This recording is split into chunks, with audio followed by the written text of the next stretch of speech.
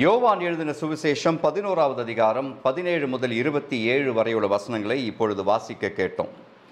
யோவான் 11:6 அவன் வியாதியாய் இருக்கிறதாக, அதாவது லாசரு வியாதியாய் இருக்கிறதாக இயேசு கேள்விப்பட்ட பொழுது தாம் இருந்த இடத்திலே பின்னும் 2 நாள் தங்கினார் என்று வாசிக்கிறோம்.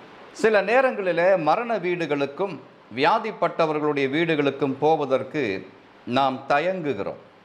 காரணம், அந்த வீடுகளிலே போய் நாம் அவர்களை எப்படி ஆசுவாசப்படுத்துவது, என்ன விதமான வார்த்தைகளை சொல்லி அவர்களை தேற்றுவது என்று நாம் அறியாமல் இருப்பதினாலே அப்படி செய்கிறோம். ஆனால் இயேசு கிறிஸ்து பெத்தானியா ஊருக்கு போய் தாம் என்ன செய்ய போகிறோம் என்று நன்கு அறிந்திருந்ததினாலே அவர் இருந்த இடத்திலே பின்னும் 2 நாள் தங்கினார் என்று பார்க்கிறோம்.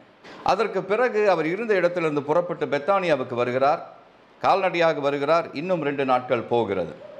ஆக லாசரு மரித்து அடக்கம் பண்ணப்பட்டு 4 நாட்களுக்கு பிறகுதான் இயேசு லாசரு வைக்கப்பட்டிருந்த கல்லறையின் இடத்திற்கு வருகிறார் என்று வேதத்திலே நாம் வாசிக்கிறோம். இயேசு பல அற்புதங்களை செய்திருக்கிறார். குறிப்பாக மரித்து போன 3 பேர்களை உயிரோடு எழுப்பியிருக்கிறார் என்று புதிய ஏற்பாட்டிலே நாம் சுவிசேஷ புத்தகங்களிலே நாம் வாசிக்கிறோம். ஆனால் இந்த 3 பேர்களை எழுப்பினதிலே லாசருவை எழுப்பின விதம்தான் மிகவும் அற்புதமான அதிசயமான காரியம் என்று நாம் தெரிந்து கொள்ள வேண்டும். லூக்கா 7வது அதிகாரத்தில் நாயினூர் விதவையினுடைய மகனை அவர் உயிரோடு எழுப்புகிறார். பாடை தெரு வழியாக வருகிறது. வந்த பாடையை அவர் நிறுத்தி பாடையை தொடுகிறார். இறந்து போனவன் உயிரோடு எழும்புகிறான். 2வது அற்புதத்தை லூக்கா 8வது அதிகாரத்தில் நாம் வாசிக்கிறோம். யவிரு என்னும் தலைவனுடைய மகளை அவர் உயிரோடு எழுப்புகிறார். அவள் இறந்து போனாள். ஆனால் ஒரு வார்த்தையை சொல்லி, வார்த்தையை அனுப்பி அவளை உயிரோடு எழுப்பினார் என்று வேத புஸ்தகத்தில் நாம் வாசிக்கிறோம். தொட்டு உயிரோடு எழுப்புகிறார், வார்த்தையை அனுப்பி உயிரோடு எழுப்புகிறார். யோவான் 11வது அதிகாரத்திற்கு வரும்பொழுது மரித்து அடக்கம் பண்ணப்பட்டு 4 நாட்கள் ஆன பிறகும் கூட லாசருவை உயிரோடு எழுப்புகிறார் என்று பார்க்கிறோம். ஆண்டவராகிய இயேசு கிறிஸ்து மட்டுமல்ல, அவருடைய அப்போஸ்தலர்களான பேதுருவும் பவுலும் கூட மரித்து போனவர்களை உயிரோடு எழுப்பினதை குறித்து நாம் வேத புஸ்தகத்திலே வாசிக்கிறோம். அப்போஸ்தலர் நடவடிக்கைகள் 9வது அதிகாரத்தில் யோப்பா என்னும் பட்டணத்தில் இருந்த தொர்காள் என்ற தபித்தா, அவள் மரித்து போகிறாள். அவளை பேதுரு உயிரோடு எழுப்புகிறதை குறித்து நாம் வாசிக்க பார்க்கிறோம். அப்போஸ்தலர் நடவடிக்கைகள் 20வது அதிகாரத்தில் பவுலினுடைய பிரசங்கத்தை கேட்டு தூக்கம் தாங்க முடியாமல் மாடியிலிருந்து கீழே விழுந்த ஐத்திகு என்னும் வாலிபனையும் பவுல் உயிரோடு எழுப்பினார் என்று நாம் பார்க்கிறோம். மரித்து போனவர்கள் உயிரோடு எழுப்பப்பட்ட இந்த சம்பவங்களிலே மிகவும் அற்புதமான காரியம் லாசருவை கர்த்தராகிய இயேசு கிறிஸ்து உயிரோடு எழுப்பின சம்பவம் தான். இந்த மற்ற அற்புதங்களுக்கும் இந்த அற்புதத்திற்கும் 2 வித்தியாசங்கள் உண்டு. இயேசு கிறிஸ்துவுக்கு நாயினூர் விதவையினுடைய மகனையோ யவிருவினுடைய மகளையோ நேர்முகமாக தெரியாது. அவர்களோட அவர் உறவிலே இருக்கவில்லை. But he was a friend of Lazarus. ஆனால் இயேசு கிறிஸ்து லாசருவுக்கு சிநேகிதனாய் இருந்தார். லாசருவையும் மார்த்தாளையும் மரியாளையும் அவர் நன்கு அறிந்திருந்தார் என்று நாம் வேத புஸ்தகத்தில் வாசிக்கிறோம். he was a personal friend of the family. 2வது வித்தியாசம் நாம் பார்க்கிறோம், மரித்து போன உடனே அவர்களை அப்போஸ்தலர்களானாலும் சரி கர்த்தரானாலும் சரி உயிரோடு எழுப்புகிறதை பார்க்கிறோம். ஆனால் லாசருடைய சம்பவத்தில் மட்டும்தான் மரித்து அடக்கம் பண்ணப்பட்டு 4 நாட்களுக்கு பிறகு மார்த்தாள் சொல்லுகிறாள், இப்பொழுது நாருமே என்று சொன்ன பிறகும் கூட அவனை உயிரோடு எழுப்புகிறதை குறித்து நாம் பார்க்கிறோம். இயேசு கிறிஸ்துவுக்கு உங்களுடைய எல்லா பிரச்சனைகளையும் பரிகரிக்க முடியும். அது நாள்பட்ட பிரச்சனையாக இருந்தாலும் சரி, சமீபத்திலே உங்களுடைய வாழ்க்கையிலே உருவான பிரச்சனையாக இருந்தாலும் சரி, he can still perform a miracle. உங்களுக்கு உங்களுடைய வாழ்க்கையிலே ஆண்டவருக்கு ஒரு அற்புதம் செய்ய முடியும். கரங்களை உயர்த்தி ஒரு ஆமேன் சொல்லுவீங்களா? அல்லேலூயா. கர்த்தருடைய நாமம் மகிமைப்படுவதாக. Your problems may be new or old, but he can solve them all equally powerfully. Hallelujah. Jesus knew Lazarus and his sisters very well. அதனால்தான் நாம் பார்க்கிறோம் யோவான் 11:35 இயேசு கண்ணீர் விட்டார் என்ற ஒரு வசனம் வருகிறதை பார்க்கிறோம். Jesus wept. இயேசு கிறிஸ்து கண்ணீர் விட்டார்.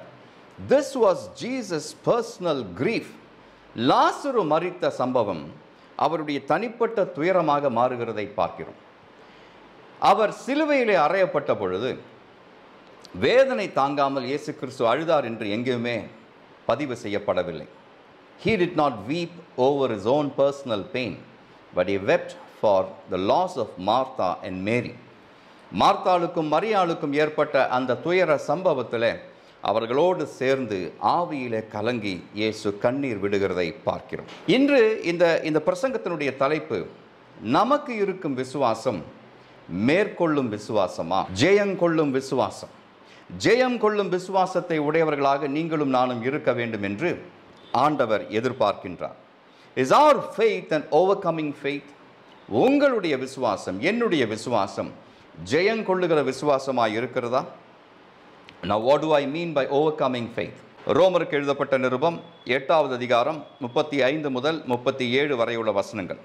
அப்போஸ்தலனாகிய பவுல் இப்படி எழுதுகிறார்: உமது நிமித்தம் எந்நேரமும் கொல்லப்படுகிறோம், அடிக்கப்படும் ஆடுகளைப் போல எண்ணப்படுகிறோம் என்று எழுதியிருக்கிறபடி நேரிட்டாலும் கிறிஸ்துவின் அன்பை விட்டு நம்மை பிரிப்பவன் யார்?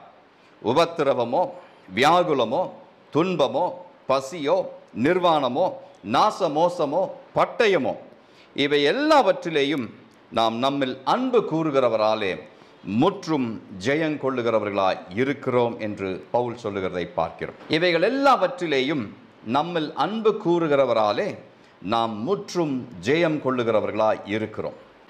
அந்த விசுவாசத்திற்குத்தான் ஜெயம் கொள்ளும் விசுவாசம் என்று நான் பேரிடுகிறேன். இந்த ஜெயம் கொள்ளும் விசுவாசம் எப்படிப்பட்டது? 3 காரியங்களை உங்களுக்கு நான் சொல்லுகிறேன். முதல் காரியம், ஜெயம் கொள்ளுகிறவர்கள் தங்கள் சுமைகளையும் மனதை அழுத்தும் பாரங்களையும் இயேசுவிடம் கொண்டு போவார்கள். ஒரு அல்லேலூயா சொல்லுவீங்களா? உங்களுக்கு ஜெயம் கொள்ளும் விசுவாசம் இருக்கிறதா இல்லையா என்று எப்படி தெரிந்து கொள்வது? உங்களை பிரச்சனைகள் அழுத்தும் பொழுது நீங்கள் யாரிடம் அந்த காரியத்தை கொண்டு செல்கிறீர்கள்? மனிதர்களிடம் போகும் சுபாவம் உள்ளவர்கள் என்றால் உங்களுடைய விசுவாசம் ஜெயம் கொள்ளும் விசுவாசம் அல்ல.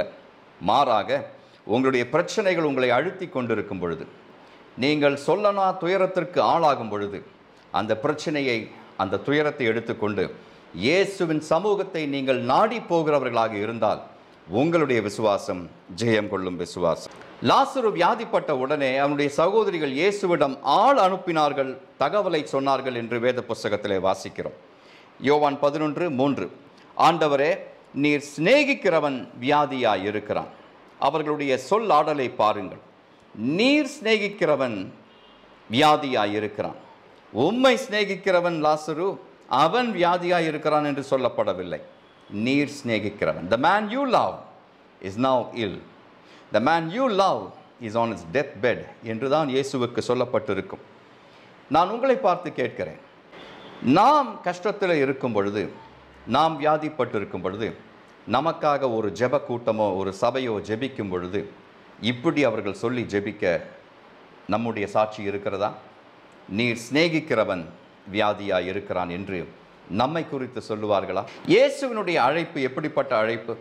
இயேசு அன்றும் இன்றும் நம்முடைய சுமைகளை சுமக்க நம்மை அழைக்கவில்லை. நம்முடைய சுமைகளை எல்லாம் எடுத்துக்கொண்டு அவருடைய பாதபடியிலே வைக்கவே நம்மை அழைக்கிறார் என்பதை நாம் தெரிந்து கொள்ள வேண்டும். மத்தேயு 11வது அதிகாரம் 28வது வசனத்தில், வருத்தப்பட்டு பாரம் சுமக்கிறவர்களே, நீங்கள் எல்லாரும் என்னிடத்திற்கு வாருங்கள் என்று ஆண்டவர் அழைப்பு விடுக்கிறார். நான் உங்களுக்கு இளைப்பாறுதல் தருவேன் என்றும் அந்த வசனம் நமக்கு போதிக்கின்றது. நான் உங்களுக்கு இளைப்பாறுதல் தருவேன். உங்களுக்கு இளைப்பாறுதல் தருவதற்காக உங்களை அழைக்கிற தேவன், அவருடைய நாமம் இயேசு கிறிஸ்து. நம்முடைய வாழ்க்கையில் எழும்பும் எல்லா பிரச்சனைகளையும் அவர் பரிகரிப்பதில்லை. ஆனால் அவர் ஒன்று செய்கிறார், அந்த பிரச்சனைகள் நம்மை மேற்கொள்ளாமல் அவர் பார்த்து கொள்வார். அல்லேலூயா சொல்லுவீங்களா? ஏசாயா தீர்க்கதரிசன புஸ்தகம் 43வது அதிகாரம் 2வது வசனத்திலே ஆண்டவர் இப்படி சொல்லுகிறார்: நீ தண்ணீர்களை கடக்கும் போது நான் உன்னோடு இருப்பேன். நீ ஆறுகளை கடக்கும் பொழுது அவைகள் உன்மேல் புரளுவதில்லை. நீ அக்கினியில் நடக்கும்போது வேகாதிருப்பாய். அக்கினி ஜுவாலை உன் பேரில் பற்றாது என்பதுதான் வாக்குத்தத்தம். அந்த வாக்குத்தத்தம் இன்றும் நமக்கு போதுமானதாக இருக்கிறது என்று நாம் விசுவாசிக்க வேண்டும். உபாகம புஸ்தகம் 31வது அதிகாரம் 8வது வசனம், Deuteronomy 31:8, கர்த்தர் தாமே உனக்கு முன்பாக போகிறவர், அவர் உன்னோட இருப்பார், அவர் உன்னை விட்டு விலகுவதும் இல்லை, உன்னை கைவிடுவதும் இல்லை, நீ பயப்படவும் கலங்கவும் வேண்டாம் என்று கர்த்தர் சொல்லுகிறதை பார்க்கிறோம். இயேசு கிறிஸ்து பரமேறுவதற்கு முன்பதாக தம்முடைய சீஷர்களை பார்த்து சொன்னதும் இந்த வசனம்தான் என்று நாம் தெரிந்து கொள்ள வேண்டும். இதோ நான் உங்களோட கூட இருக்கிறேன், உலகத்தின் முடிவு பரியந்தம் நான் உங்களுடனே கூட இருக்கிறேன் என்று சொன்ன தேவன் நம்மை பார்த்து என்று சொல்லுகிறார், உங்கள் பிரச்சனைகளிலே நீங்கள் கலங்க தேவையில்லை. ஜெயங்கொள்ளுகிற விசுவாசம் உள்ளவர்கள் செய்கின்ற இரண்டாவது காரியம், ஜெயங்கொள்ளுகிறவர்கள் தேவன் சகலத்தையும் செய்ய வல்லவர் என்று விசுவாசிப்பவர்கள். The people who have overcoming faith will believe that God still reigns. மார்த்தாளும் மரியாளும் ரெண்டு விதமான மனிதர்கள் என்று நாம் பார்க்கிறோம். ரெண்டு பேருமே இயேசு கிறிஸ்து மேசியா என்று விசுவாசித்தார்கள், அவரை நேசித்தார்கள், அவருக்கு பணிவிடை செய்தார்கள், அவரை சேவித்தார்கள். மார்த்தாள் கொஞ்சம் அதிகமாக பணிவிடை செய்கிறவள், ஆனால் மரியாள் அப்படிப்பட்டவள் அல்ல. மரியாள் இயேசுவினுடைய பாதத்திலே அமர்ந்து அவருடைய போதனைகளை கேட்பதிலே அதிக விருப்பம் உள்ளவளாய் இருந்தவள். ஆனால் ரெண்டு பேருமே லாசருவினுடைய மரணத்தின் போது ரெண்டு பேருமே ஒரே போன்ற மனநிலைமையில தான் இருந்தார்கள் என்று நாம் தெரிந்து கொள்ள வேண்டும். They taught the same thing and they said the same thing. யோவான் 11:21 மார்த்தாள் இயேசுவை பார்த்து சொல்லுகிறாள், ஆண்டவரே, நீர் இங்கே இருந்தீரானால் என் சகோதரன் மரிக்க மாட்டான். யோவான் 11:32 வரும்பொழுது மரியாளும் அதையே சொல்லுகிறதை பார்க்கிறோம். ஆண்டவரே, நீர் இங்கே இருந்தீரானால் என் சகோதரன் மரிக்க மாட்டான். ரெண்டு பேருடைய விசுவாசமும் ஒரே நிலைமையில் தான் இருந்தது என்று பார்க்கிறோம். நாம் நினைக்கிறோம், பல நேரங்களில் நாம் நினைக்கிறோம், நம்மை விட அவர்கள் அதிக விசுவாசம் உள்ளவர்கள், அவர்கள் அதிகமாக துதிக்கிறவர்கள், அவர்கள் அதிகமாக வேதத்தை வாசிக்கிறவர்கள், அவர்களுக்கு அதிகமாக வேத காரியங்கள் தெரியும் என்றெல்லாம் நாம் நினைக்கிறோம். ஆனால் பிரச்சனை என்று ஒன்று வரும்பொழுது எல்லா விசுவாசிகளுமே கிட்டத்தட்ட ஒரே மனநிலைமையில் தான் இருக்கிறார்கள் என்பதைத்தான் இந்த மார்த்தாளும் மரியாளும் நமக்கு காண்பிக்கின்றார்கள். நான் சொன்னேன், மார்த்தாளும் மரியாளும் ரெண்டு விதமான விசுவாசிகள். Martha was a fretting believer while Mary was a fervent believer. மார்த்தாளுக்கு எப்பொழுதுமே ஒரு படபடப்பு இருக்கும். ஆண்டவருக்காக எதையாவது செய்ய வேண்டுமே, ஆண்டவருக்கு இது பிடிக்கும், ஆண்டவருக்கு அது பிடிக்காது, பிடித்தவைகளை ஆண்டவருக்கு சமைக்க வேண்டும், அதை அவருக்கு கொடுக்க வேண்டும் என்பதிலே மிகவும் கண்ணோட்டமாய் காரியமாய் இருக்கிறவள் மார்த்தாள். மரியாளுக்கு ஆண்டவருக்கு பணிவிடை செய்ய வேண்டும் என்ற ஆசை உண்டு. ஆனால் அதைவிட அதிகமான ஆசை அவளுக்கு இயேசுனுடைய பாதத்திலே அமர்ந்து அவருடைய போதனைகளை கேட்க வேண்டும் என்பதிலே தான் இருந்தது. அதனால் தான் நான் சொல்லுகிறேன், Martha was a fretting believer while Mary was a fervent believer. மார்த்தாள் எதை குறித்தும் சீக்கிரமாக கவலைப்பட்டு கலங்குபவள். ஆனால் மரியாளை குறித்து இயேசு கிறிஸ்து சொன்ன காரியம், அவள் தேவையானது ஒன்று என்று புரிந்திருக்கிறாள், தேவையான நல்ல பங்கை தெரிந்தெடுத்திருக்கிறாள். அல்லேலூயா.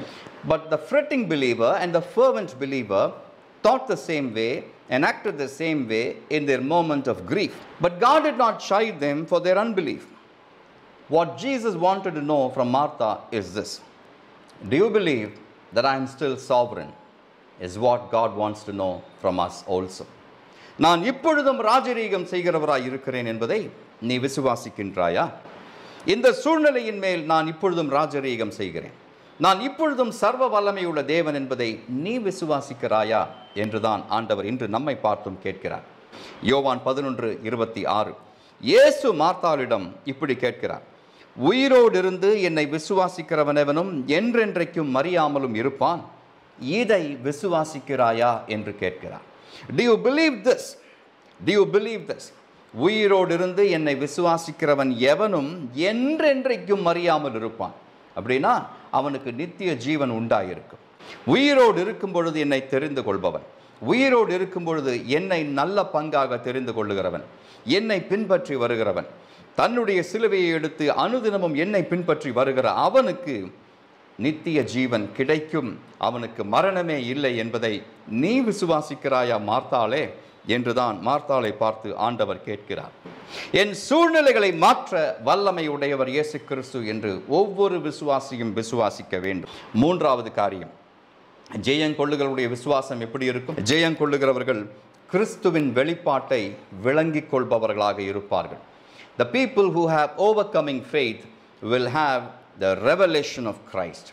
This particular chapter, John 11, threw up a lot of surprises for their sisters Martha and Mary. மார்த்தாளுக்கும் மரியாளுக்கும் வந்த 3 அதிசயங்கள் என்ன? ஒரு அற்புதம் நடக்கின்றது, ஆனால் அவர்களுக்கு 3 ஆச்சரியங்கள் நேரிடுகின்றது. முதல் ஆச்சரியம், லாசரு வியாதியாய் இருக்கிறான் என்று அறிந்தும் இயேசு வராமல் 2 நாள் அவர் இருந்த இடத்திலே தங்கி விடுகிறார். The sisters could not digest this. மார்த்தாளுக்கும் மரியாளுக்கும் இதை எப்படி விளங்கிக் கொள்ள வேண்டும் என்று புரியவில்லை. மார்த்தாளுக்கும் மரியாளுக்கும் நேர்ந்த 2வது ஆச்சரியம், இயேசு கிறிஸ்து கடைசியாக பெத்தானியாவுக்கு வருகிறார். அவன் மரித்து அடக்கம் பண்ணப்பட்டு 4 நாட்களுக்கு பிறகு வருகிறார். வந்தவர் வீட்டிற்கு வந்திருக்க வேண்டும், ஆனால் கல்லறைக்கு போகிறார். இதை மார்த்தாளும் மரியாளும் கொஞ்சம் கூட எதிர்பார்க்கவில்லை. Why did Jesus go to the tomb instead of going to their home and consoling them and comforting them? ஏன் அப்படி செய்தார்? மரித்து போன லாசருவை உயிரோடு எழுப்பி அவனையும் கூட்டிக் கொண்டு வீட்டிற்கு வர வேண்டும் என்பதுதான் என் ஆண்டவருடைய திட்டம். அல்லேலூயா சொல்லுவீங்களா? அல்லேலூயா. 3வது அதிசயம், லாசருவை இயேசு உயிரோடு எழுப்பினது 4 நாட்களுக்கு பிறகும் கூட அவர்களுக்கு ஆச்சரியத்தையும் அதிசயத்தையும் பரவசத்தையும் ஏற்படுத்தினது என்று பார்க்கிறோம். அவர்கள் நினைத்தார்கள் இயேசுவால் எல்லாம் முடியும், இயேசுதான் இஸ்ரவேலின் மேசியா, அவர் தேவனுடைய குமாரன் என்று மார்த்தாள் அறிக்கையிடுகிறாள். மரியாளும் அதைத்தான் விசுவாசித்தாள். மரித்து போன லாசருவும் அதைத்தான் விசுவாசித்திருந்திருப்பான். ஆனால் அவர்கள் கூட நினைக்காத காரியம், இப்பொழுது இயேசுவால் செயல்பட முடியுமா? Can Jesus perform a miracle now? அந்த அற்புதத்தை இயேசு கிறிஸ்து செய்த பொழுது அவர்களுக்கு மீண்டும் ஒரு வெளிப்பாட்டை கொடுக்கிறதை பார்க்கிறோம். The final revelation about Christ that Mary and Martha got is this. John 11:25. இயேசு கிறிஸ்து மார்த்தாளை பார்த்து சொல்லுகிறார், நானே உயிர்த்தெழுதலும் ஜீவனுமாய் இருக்கிறேன், என்னை விசுவாசிக்கிறவன் மரித்தாலும் பிழைப்பான். ஹல்லேலூயா. இதுதான் உங்களுக்கும் எனக்கும் இன்று வரவேண்டிய ultimate revelation of Jesus Christ. நம்முடைய ஆண்டவர் இயேசு கிறிஸ்து தான் உயிர்த்தெழுதலும் ஜீவனுமாய் இருக்கிறார். He is the resurrection and he is the life. Hallelujah. யோவான் 5வது அதிகாரம் 21வது வசனத்தில் இயேசு கிறிஸ்து இப்படி சொல்லுகிறார், பிதாவானவர் மரித்தோரை எழுப்பி உயிர்ப்பிக்கிறதைப் போல குமாரனும் தமக்கு சித்தமானவர்களை உயிர்ப்பிக்கிறார். அல்லேலூயா. ஆண்டவரே, என்னையும் உயிர்ப்பிப்பது உம்முடைய சித்தமாக இருக்கட்டும் என்று ஒவ்வொரு விசுவாச பிள்ளையும் ஜெபிக்க வேண்டும். ஆண்டவரே, உம்முடைய வருகையிலே உம்முடைய பிரதான தூதனுடைய எக்கால துணியோடு நீர் வரும்போது ஆண்டவரே, என்னை உயிர்ப்பிப்பது உம்முடைய சித்தமாக இருக்கட்டும் ஆண்டவரே என்று ஜெபிப்பீர்களே, ஆனால் அந்த ஜெபத்திற்கு ஆண்டவர் ஆமேன் என்று சொல்லுவார். அல்லேலூயா.